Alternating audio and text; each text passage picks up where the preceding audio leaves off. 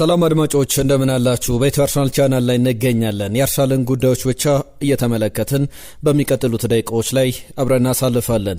አብራችሁን ቆዩ። መልእክት፣ ሐሳብ፣ አስተያየቶቻችሁን እንቀበላለን። ትናንትናም የእናንተ በርከት ያሉ መልእክቶች መጥተውልናል። በዛሬው ዕለት ግን በምን ጉዳዮች ላይ ቆየት እንደምንል አስቀድመን እናስተዋውቃችሁና በዝርዝር ወደ ጉዳዮቻችን እናልፋለን። የዝውውር መስኮቱ ገና አልተገባደደም።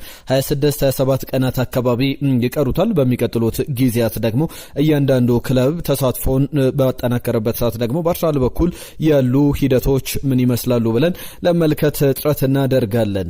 የሚኬል አርቴታ ቡድን በቅድመ ውድድር ዘመን ዝግጅት ነገ ጨዋታውን ያደርጋል። ከነገ እሁድ የሚደረገው ጨዋታን በተመለከተ የሚነሱ ሀሳቦች ይኖራሉ። ሌሎችንም ዝርዝር ጉዳዮች እያነሳን እየነገርናችሁ እንቆያለን። ትናንትናም የእናንተ ሰፊ የሚባል ተሳትፎን ተመልክተናል። የብሩኖ ጉማሬሽ ዝውውር ይፋ ተደርጓል። ስለ ተጫዋቹ እናነሳለን። የኬነን ይልዲዝ ጉዳይም ሌላኛው አርሰናል ቤት ከተሰሙ ጉዳዮች መካከል ነው። ከቼልሲ ፔድሮ ኔቶ ይምጣ የሚል ስም ሰምተናል። የጉዳይን በተመለከተ ኔቶ ወደ ማንቸስተር ሲቲ ሲባል እንደነበረ ይታወቃል። ሌሎችም በኮሚኒቲ ሺልድ ጨዋታ ዙሪያ ሪካርዶ ካላፊዮሪን የተመለከተ ቡካዮ ሳካን የአርሰናል የተጫዋቾች የዝውውር እቅድም በቀጣይ የሻክታር ዶኔስኮን ካውን በተመለከተ ካውን ኤልያሽን የተመለከቱ ጉዳዮችን እየነገርናችሁ እንቆያለን።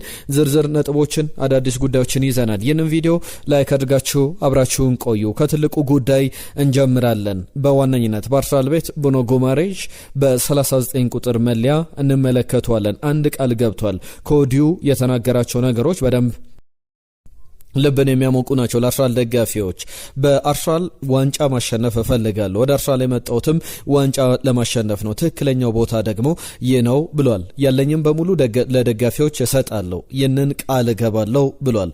እኔ የናንተ ተፋላሚ፣ የናንተ ወታደር፣ የናንተ ዋሪየር ነኝ የሚል ሀሳቡን ሰጥቷል። በተለይ ደግሞ ለደጋፊዎች ቃል ገብቷልና በጣም ብዙ ትልልቅ ሚሞሪዎችን በጋራ እንፈጥራለን የሚል ሀሳቡን አንስቷል። በተለይ አንድ ተጫዋች ቴክስት አድርጎለት ነበረ። ቴክስት ያደረገለት ደግሞ እኔ ካንተ ጋር መደባደብ፣ ካንተ ጋር ሜዳ ላይ በተቃራኒ መላፋት ሰልችቶኛል፣ ናዚ አርሰናል ቤት ፈርም፣ አብረን እንጫወት ብሎ መልእክት እንደላከለት ይናገራል። የተጫዋች ደግሞ ዴክላን ራይስ ነው። አስቡት፣ ዴክላን ራይስ ከብሩኖ ጉማሬሽ ጋር በተያዘ አንድ ላይ ሲጫወቱ አንድ ላይ ስንመለከታቸው ብሩኖ ጉማሬሽም አሁን ሁለታችን ጓደኛ ነን፣ አሁን ሁለታችን በጋራ እንጫወታለን፣ እኔ እንደማስበው ከሆነ በአውሮፓ ምርጡ የአማካኝ ስፍራ ተጫዋች የኛ ነው የሚል ሀሳቡን አንስቷል።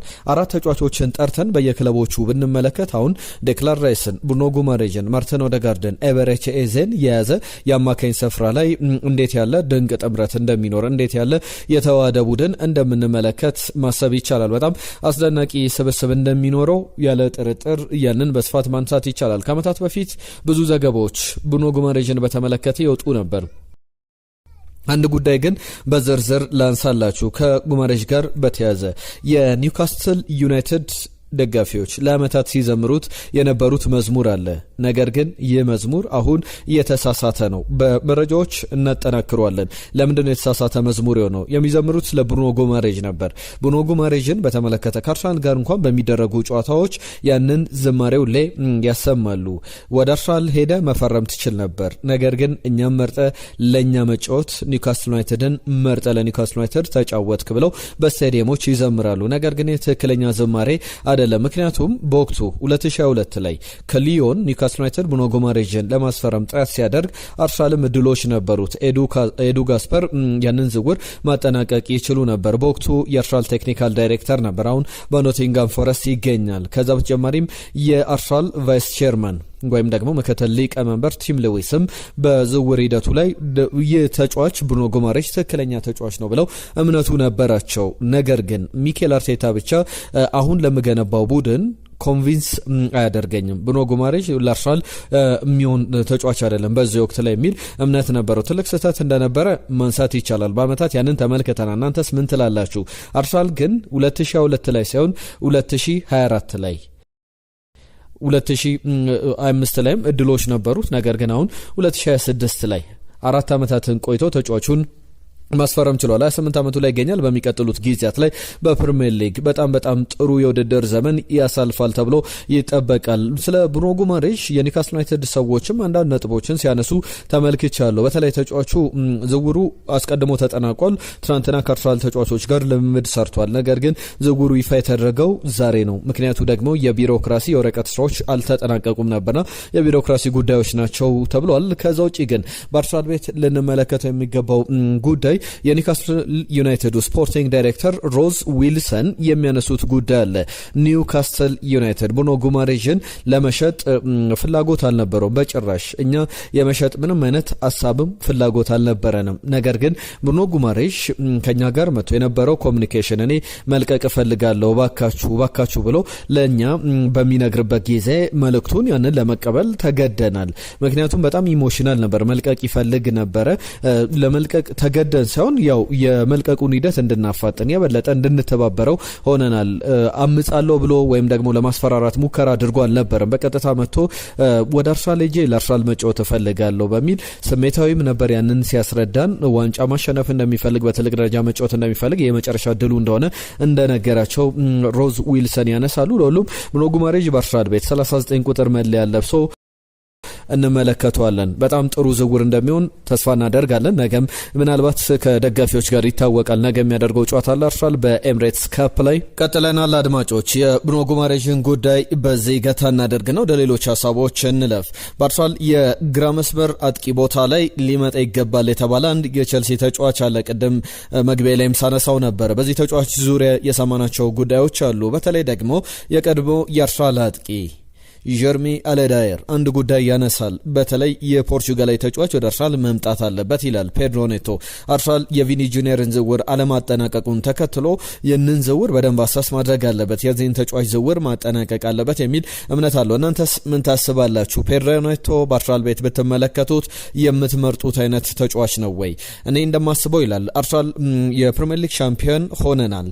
እንደ አርሰናል ብዙ ገንዘብ ወጪ አድርገናል። ባለፈው ዓመትም ዘንድሮም የብሩኖ ጉማሬሽን ዝውውር አጠናቀናልና አሁን ባለፈው ዓመት አርሰናል ካወጣው ወጪ አንጻር ዘንድሮም እያወጣቸው ያሉ ወጪዎች አሉና እስካሁን ደግሞ የተሸጠው ገንዘብ ያወጣው ትልቁ ተጫዋች ሊያንድሮ ትሮሳር ነው።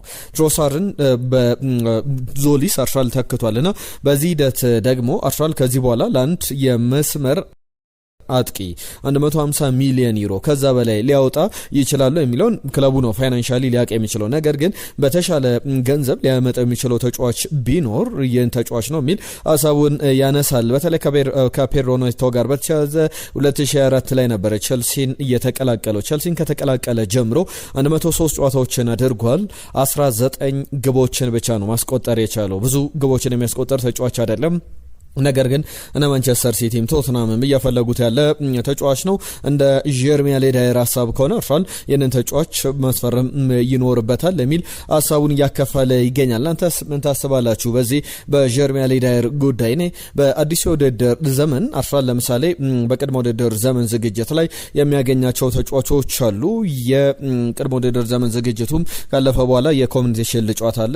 በዛሬ ሳምንት የሚደረግ ጨዋታ ነውና በዚህ ጨዋታ ዙሪያ ተጨማሪ ነጥቦች መነሳት ይኖርባቸዋል። ለዛ ጨዋታ ግን አርሰናል ቡካዮ ሳካን፣ ዴክላን ራይስን አይነት ተጫዋቾች ኤቨሬቼዜን በደንብ በተለይ በዋነኝነት ሶስቱን ሳሊባን፣ ራይስን እንዲሁም ደግሞ ቡካዮ ሳካን ያገኛል ተብሎ አይጠበቅም። ከማንቸስተር ሲቲ ጋር በፕሪንሲፓሊቲ ስታዲየም የሚደረግ ጨዋታ ነው። ከዚህ በፊት ዌምብሌ ላይ የሚደረግ መርሃ ግብር እንደነበረ እናስታውሳለን። ቡካዮ ሳካ ግን በአዲሱ የውድድር ዘመን ለአርሰናል በጣም ወሳኙ ሰው ይሆናል ብለን እንጠብቃለን። እናንተስ ምን ታስባላችሁ? ቡካዮ ሳካ ፊት ሆኖ የሚመጣ ከሆነ ከዛ በተጨማሪ ሚኬል አርቴታ የበለጠ እሱን እያፈራረቀ መጫወት ከጉዳት እንዲርቅ አድርጎ መጠቀም የሚችል ከሆነ የአርሰናል ጉዞ በጣም ጥሩ ይሆናል ብዬ አስባለሁ። እንደ ተጫዋቹ 2026-27 ለሱ ጥሩ አመት ይሆናል ብለን እንጠብቃለን። ከ2023-24 የውድድር ዘመን ጀምሮ እያስመዘገባቸው ያሉ ቁጥሮች በጣም በቅርብ ዓመታት ላይ 2023-24 ትልቁ ቁጥር ነው። ከዛ በፊት ለምሳሌ 2021 የውድድር ዘመን ላይ 14 የግብ ተሳትፎ ነበሩት። 19 የግብ ተሳትፎ ያስመዘገበበት ደግሞ የ2021-22 የውድድር ዘመን ይጠቀሳል። 2022-23 የግብ መጠኑ 26 ደርሶ ነበረ አጠቃላይ የግብ ተሳትፎ። 2023-24 ላይ 34 ግቦችን 2024-25 ላይ ያስቆጠራቸው የ5 የግብ ተሳትፎዎች አጠቃላይ አሲስቶችንም ጭምር ማለት ነው። በተጠናቀቀ የውድድር ዘመን ደግሞ 18 ከቡካዮ ሳካ ከዚህ የተሻሉ ነገሮችን ይጠበቃል ተብሎ እየተነሳ ይገኛል። በምናነሳቸው ጉዳዮች ላይ መልእክቶቻችሁን ላኩልን። ይህንን ቪዲዮ ላይክ አድርጋችሁ አብራችሁ እንዳላችሁ ተስፋ እናደርጋለን። ከኬነን ዩልዲዝ ጋር በተያያዘ እየተነሱ ያሉ ዘገባዎች አሉ። ከወደ ጣሊያን በተለይ አርሰናል ለተጫዋቹ ምን ያክል ገንዘብ ሊከፍል ይችላል በሚለው ጉዳይ ላይ የሰማናቸው መረጃዎች አሉ። ራያን ቴይለር ጋዜጠኛው አንድ ዘገባ ይዞ ወጥቷል። ኬነን ዩልዲዝን በተመለከተ ቱርካዊ ተጫዋች አርሰናል የመጀመሪያ እቅዱ አድርጎታል። በእርግጥ በገበያው ላይ ወይ ብራድሌ ባርኮላን ወይ ኬነን ይልዲዝን ወይም ደግሞ እነ ኒኮ ዊሊያምስን ማስፈረም ይኖርበታል። ኤሊት የሚባል ለአርሰናል ተፎካካሪነት አስተዋጽኦ የሚያደርግ ተጫዋች ያስፈልጓል። ከነዚህ ተጫዋቾች ደግሞ የእናንተ ምርጫ ማን ሊሆን ይችላል? ብራድሊ ባርኮላ ወደ ሊቨርፑል የሚሄድ እድሉ እየሰፋ መጥቷል። አርሰናል በገበያው ላይ ያን ያክል ጫን ብሎ እየሄደ ነው የሚለው በጣም የሚያጠያይቅ ጉዳይ ሊሆን ይችላል እና በተለያዩ ሪፖርቶች መሰረት እስከ 100 ሚሊዮን ዩሮ ቢያንስ መነሻው ክፍያ 100 ሚሊዮን ዩሮ ሊሆን ይችላል እና ያንዲያሞንዴ የተከፈለባቸው ክፍያ ሲታይ አሁን አርሰናል ለሚጠይቃቸው ተጫዋቾች በሙሉ ገንዘቡ ከፍ ብሎ ሊመጣ ይችላል። በሚኬል አርቴታ በአንድሪያ ቤርታ በኩል ግን ትክክለኛ በአርሰናል ቤት ፊት የሚያደርግ ተጫዋች ካልሆነ ዝውውሩ ላይ ጠንከር ብለው ይገቡበታል ማለት በጣም ከባድ ይመስላል። አጠቃላይ ግን እነዚህን ጉዳዮች በቀጣይ ምላሽ የሚሰጥባቸው ምላሽ የሚያስፈልጋቸው ጉዳዮች ናቸው። ከአርሰናልም ሊለቁ የሚችሉ ተጫዋቾች አሉ። ናፖሊ የጋብሪኤል ጄሱስ ፈላጊ ሆኗል። ማክሲሚሊያኖ አሌግሪ አዲሱ አሰልጣኝ ይህንን ተጫዋች እንዲመጣላቸው ጥያቄ አቅርቧል። ከተጫዋቹ ወኪል ጋርም ስለመነጋገራቸው የሚያሳዩ ዘገባዎችን በስፋት እየተመለከተን እንገኛለን። የጋብሪኤል ጄሱስ የመጨረሻ ዓመት ነው። 12 ወራት ብቻ ቀሪ ኮንትራት ይቀሩታል። በሚቀጥሉት ጊዜያት ደግሞ የአርሰናል የመጨረሻ ዓመታቱ ነው ብቻ ሳይሆን በትልቅ ደረጃ ከዚህ በኋላ አርሰናል ተጫዋቹን እስከ $1 ሚሊዮን ድረስ በትንሹ ማግኘት ይፈልጋል። ያ ደግሞ ቢያንስ እነ ኤሲ ሚላን 18-17 ሚሊዮን ፓውንድ ናፖሊም ሊያቀርቡ ይችላሉ። በተለይ ናፖሊ የሮሜሎ ሉካኩ ተተኪ ማድረግ ይፈልጋል። ተጫዋቹን ሮሜሎ ሉካኩ ወደ ፌነርባቼ ወይም ደግሞ ወደ ሞናኮ ሊሄድ ይችላል። ከናፖሊ ጋር እንደማይቀጥል ከክለቡ ጋር ተስማምቶ ተነጋግሮ የቋጨው ጉዳይ እንደሆነ እየሰማን እንገኛለንና የተጫዋቹም ጉዳይ ጋብሪኤል ማርቲኔሊን በተመለከተም ይነሳል። እንደ ጋብሪኤል ጄሱስ ሁሉ ሊሸጥ ይችላል። ጋላታሳራይ ፍላጎቱ ጠንከር ብሏል። የመጀመሪያ ንግግር ለማድረግ ፍላጎት አለው ተብሏል። የተጫዋቹም ውሳኔ በጣም ይጠበቃል። 2 ዓመታት ቀሪ ኮንትራቶች አሉት። በአርሰናል ቤት እስከ ዛሬ ድረስ ባደረጋቸው ጨዋታዎች 278 ጨዋታዎችን አድርጓል። 62 ግቦችን ማስቆጠር ችሏል። ሊያንድሮ ትሮሳርድ ደግሞ ባለፈው የሱን ቦታ ይዞት ነበረ። ክሪስቶስ ዞሊስ አሁን እንዲሁም ጋብሪኤል ማርቲኔሊ በአርሰናል ቤት በሲኒየር ደረጃ በዛ ቦታ ላይ መጫወት የሚችሉ ተጫዋቾች ናቸውና የአርሰናል ድርድር የአርሰናል ፍላጎት ምን ሊሆን ይችላል? በቀጣይ ጊዜያት ላይ የምንመለከታቸው ጉዳዮች ይኖራሉ። ጋብሪኤል ጄሱስን ጋብሪኤል ማርቲኔሊን የሚሸጥ ከሆነ አርሰናል ቢያንስ ከነዚህ ዝውውሮች 67 ሚሊዮን ፓውንድ ማግኘት የሚችል ከሆነ በጣም ጥሩ ነው ብሎ መነገር የሚችል አይነት ዝውውር ነው። እንዳጠቃላይ በዋነኝነት የብሩኖ ጉማሬ ዝውውር መጠናቀቅ ከአርሰናል ሊለቁ የሚችሉ እነዚህ ሁለት ተጫዋቾች ስማቸው በዋነኝነት ይነሳ እንጂ የሚኬል አርቴታ ቡድን በቀጣይ ሌሎችንም ስሞች ለምሳሌ የነ ኤልማን ኒዳይ ጉዳይ ይነሳል። ከአልሂላል ጋር ስሙ ሲነሳ ነበር። አሁንም ባለፉት 3-4 ቀናት ላይ አርሰናል በቻምፒየንስ ሊግ እግር ኳስ ላይ ኤልማን ኒዳይን ይዞ ሊጫወት ይችላል። 75 ሚሊዮን ፓውንድ የመሸጫ ዋጋ ነው። በተለይ ደግሞ አንቶኒ ጎርደን የተከፈለበት ክፍያ ቢያንስ ይከፈለኝ የሚል እምነት አለው ኤቨርተን ተጫዋቹን ደግሞ ከኢልድኪንሰን ስቴዲየም አርሰናል ለማስፈረም ጥረት ያደርጋል ተብሎ ይጠበቃል። አማራጮች ብዙ አይደሉም ማለት ይቻላል። በገበያው ላይ ካለው ከገበያው ኢንፍሌሽን አንጻር ከገበያው ዋጋ ከፍ ማለት አንጻር ብዙ ሀሳቦች ሊነሱ መነጋገሪያም ሊሆኑ ይችላል። ነገር ግን አርሰናል ያንን በተመለከተ ሊዘገቡ የሚችሉ ጉዳዮች ናቸው እነዚህ። የኤልማን ኒዳይ ጉዳይ በአርሰናል ቤት ፍላጎቶች አሉ። ቅድም የአንደኛውን ጋዜጠኛ ታይለርን ሳነሳ ነበር። ሌላኛው ጣሊያን ጋዜጠኛ ማቲያስ ፖግም በተመሳሳይ አርሰናል ከቪኒ ጁኒየር በኋላ ፊቱን ወደ የዩቬንቱስ አጥቂ ከነን ዩልዲዝ አዙሯል። ከዛ በተጨማሪ ግን ተጫዋቹ ለማስፈረም አርሰናል ትልቅ ገንዘብ ማውጣት ይጠበቅበት ይሆናል የሚል ሀሳቦችን ሲነሱም ሰምተናል። አንድ ዘገባን ስመለከት ነበር ከሰሞኑ ከአርሰናል ጋር በተያዘ በደንብ ብዙ ስሙ እየተያዘ ይገኛል። የተጫዋች ምናልባት አርሰናል ትልልቆቹን ዝውውሮች የማያሳካ ከሆነ በመስመር አጥቂነት ቦታ ላይ አጥቂ ክፍሉንም ሊያጠናክርበት የሚችል ተጫዋች ነው። ብራዚላዊ ነው። የቀድሞ የፍሉሚኔንዜ ተጫዋች ነው። አሁን 20 ዓመቱ ላይ ይገኛል። እግር ኳስን የጀመረው በብራዚሉ ፍሉሚኔንዜ ነው። ከ2025 ፌብሩዋሪ የካቲት ወር ጀምሮ ደግሞ በሻክታር ዶኔስክ ተመልክተናል። በሻክታር ዶኔስክ እየተመለከትነው የተጫዋች በማንቸስተር ዩናይትድ፣ በኤሲ ሚላን፣ በፖርቶ ይፈለጋል። ካው ያሽ ይባላል። በዋነኝነት ጥሩ አቅም እንዳለው አሳይቷል። 2023 ላይ ዓለማችን ካለቻቸው ምርጥ ወጣት ተጫዋቾች፣ ተስፈኛ ተጫዋቾች መካከል ስም ዝርዝሮች ሲቀመጡ እነ ኤላይ ጁኒየር ክሮፒ እዚህ ዝርዝር ውስጥ አሉና ኤላያሽም ከነዚህ ስሞች ጋር የተጠቀሰ ስም ነበረ። 15 ግቦችን አስቆጥሯል በ41 ጨዋታዎች በሁሉም ውድድሮች ላይ። ወደ ሻክታር ዶኔትስክ ከመጣ ጀምሮ ፍሉሚኔንዜን ለቆ ያንን በደንብ ያሳየ ተጫዋች ነው። በፍሉሚኔንዜ አካዳሚ በነበረበት ወቅት ጀምሮ ብዙ ክለቦች በቅርበት ይከታተሉታል። ማንቸስተር ዩናይትድ፣ ኤሲ ሚላን፣ ፖርቶ ፈላጊዎቹ ናቸው። ከተጫዋቹ በጣም ድሪብለር ነው። በጣም ጥሩ አቅም እንዳለው የሚታወቅ ነው። ነገር ግን ትንሽ ፊኒሺንግ ላይ ግቦችን ማስቆጠር ላይ ትንሽ ድክመቶች አሉበት። ያ ላይ መስራት የሚቻል ከሆነ ጥሩ ዝውውር ይሆናል ተብሎ ይጠበቃል። አንደኛው ጉዳይ ነው። ከዚሁ ጋር በተያያዘ ግን የሰኞ ዕለት የአርሰናል መልማዮች ተገኝተው ነበረ።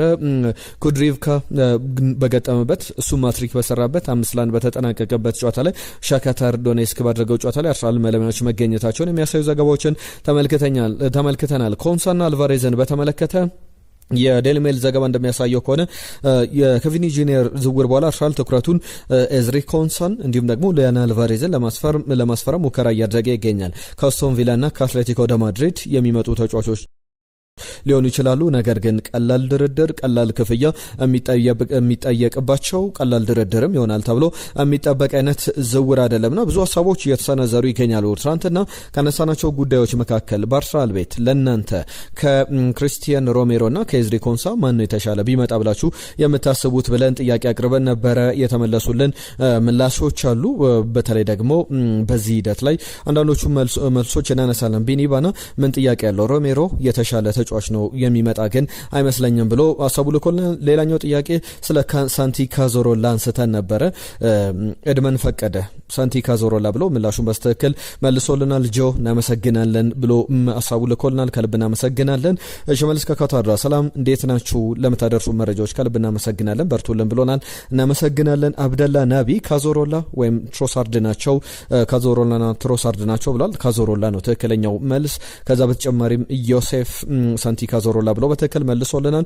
ሀርመን ወርቅነ ጂርቤልቶ ሲልቫ ብሎናል፣ በትክክል አልተመለሰም። ቤካን ቴዎድሮስ ሳንቲ ካዞሮላ የሚል መልእክቱን ልኮልናል። እናመሰግናለን። ተስፋዬ ቦጋለ ሰሞኑን እየተከታተልኳችሁ ያለሁት ሰሞኑን ነው። እኔ በነ ሄነሪ ቪየራ ቤርካምፕ ዘመን ነበር አርሰናልን መደገፍ የጀመርኩት። ኢንቪዚብል ቡድን ያየው ነኝ። ሮሜሮ ከባህሪ ውጪ ለመከላከል የተሻለ ነው ብዬ አስባለሁ። ኮንሳም ጥሩ ነው፣ ነገር ግን ሁለቱንም እንዳያጣ አርሰናል እፈራለሁ ብሏል። ታዴ ሳንቲ ካዞሮላ ብሎ በትክክል መልሶልናል። ከዛ በተጨማሪ ተሸዮ ከሬ ሳንቲ ካዞሮላ የሆነ ኤፍ ኤ ካፕ ፍጻሜ ጨዋታ ላይ አርሰናል እየተመራ ከማይገመት ቦታ ከርቀት ግብ ያስቆጠረበት በፈገግታው ማስታውሰዋለሁ። ጉዳት በሚፈልገው ልክ ሳይጠበቅ ወደ ቪያሪያል እንዲሄድ አድርጎታል። የጉዳት መጥፎነቱን በሱና በኤድዋርዶ ዳ ሲልቫ ተመልክቻለሁ ይለናል። የቪኒ ዝውውር አለመሳካቱ ተከትሎ ኒዲያይ ከኤቨርተን ለማስፈረም የተጀመረው ጥረት አልተመቸኝም። ልጁ ድሪብል ሲያደርግ ጥሩ ቢሆንም አጨራረስ ላይ ግን ደካማ ነው ብሎናል። በመሆኑም የ21 ዓመቱን ሚካ ጎትሰን ለማስፈረም ከአያክስ አምስተርዳም እስከ 40 ሚሊዮን ፓውንድ አውጥቶ ቢያመጣው በእጅጉ ይጠቀምበታል ብዬ አስባለሁ ብሏል። ሚካ ጎትሰን በተመለከተ ፓሪስ ሰን ዠርመን ከአያክስ አምስተርዳም ጋር ሲደራደር ነበር። የተጫዋቹ ዝውውር ግን አሁን ያበቃለት ይመስላል። ምክንያቱም አኩሎችን ከሞናኮ ከዛ በተጨማሪም አሁን ከደቂቃዎች በፊት በሰማነው ዝውውር ደግሞ ፌራን ቶሬሽን ለማስፈረም ስምነት ላይ ደርሷል ከባርሰሎና። የነዚህ ዝውውሮች መጠናቀቅ ደግሞ የሚካ ጎትሰን ዝውውር ይጠናቀቃል ተብሎ አይጠበቅምና የሻክታሩ አጥቂ ኤልያስም ጨምሮ ቢያስፈርሙ ታሪፍ ነው። በተከላካይ ቦታ ላይ ኮንሳ ከቪላ ቢያስፈርም ጥሩ ነው፣ የሽያጭ ዋጋው ተጋነነ እንጂ ብለውናል። ዮሱፍ መሐመድ ሳንቲ ካዞሮላ የሚል ምላሹን ልኮልናል። ኤዝሪ ኮንሳ ደግሞ ክርስቲያን ሮሜሮ የተሻለ ነው ብሎናል። አሰግድ የግድ ሳንቲ ካዞሮላ ብሎ መልሶልናል። በለጠ ሲሳይ ካዞሮላ 19 ቁጥር መለያውንም ጭምር አንስቶ ምላሹን ልኮልናል። በለጠ ሮሜሮ ከመጣ አርሰናልን መደገፌን አቆማለሁ ብሎ አስገራሚ አስተያየቱን ልኮልናል። ስንታየው ከበደ ኮንሳ ብሎ መልእክቱን ልኮልናል። አበጀ አባይነ ካዞሮላ የሚል ምላሹን ልኮልናል። ተምሪያዝ ልቄ እዝሪ ኮንሳ ቢመጣ የተሻለው ነው ብሎናል። ሌላኛውን ጥያቄ ደግሞ ኒኮላስ ፔፔ ብሎናል። ነገር ግን በትክክል አልተመለሰም። ሙሐመድ ሲራጅ ነስሩ ሰላም ጤና ይስጥልን። በእኔ ረዳድ የቪኒ ዝውውር ሊያስረሳን የሚችል ብቸኛው ተጫዋች አልቫሬዝ ነው። ነገር ግን እሱም ካልተሳካ ቡድናችን ከዊሊያም እና የዩልዴዝ ከሁለቱ አንዳቸውን የግድ ማምጣት እንዳለበት ነው የሚሰማኝ። የግል እይታዬ ነው። ይመቻችሁ ለአርሰናል ደጋፊዎች ብሎናል። እናመሰግናለን። ከዛ በተጨማሪ በዚህ በቪዲዮቻችን ብዙ አለመታየት ዙሪያም የሰጠው ጉዳይ አለ። አንደኛው የቪኒ ዝውውር አለመጠናቀቁ የአርሰናል ደጋፊ ትንሽ ቀዝቀዝ አድርጎታል። ግን እኛ በደጋፊዎች ለአርሰናል እንግዲህ ይህንን ቪዲዮ ላይክ እያደረገን ሼር እያደረገን እናገዛለን ብሎናል። ነጅብ ሙሐመድ ሲራጅ ነስሮ እንዲሁም ነጅብም ይህንን ጽሁፍ ልካችሁልናል። ከልብ እናመሰግናለን። ሁላችሁንም ስለ ሀሳባችሁ ስለ አስተያየቶቻችሁ ከልብ እናመሰግናለን። የዛሬን ግን እዚህ ላይ እናበቃለን። ነገ አዳዲስ ጉዳዮችን ከአርሰናል ጨዋታ ጋርም በተያያዘ የሚነሱ ሀሳቦችን ይዘን እንመለሳለን። ጤና ይስጥልን ብለናል።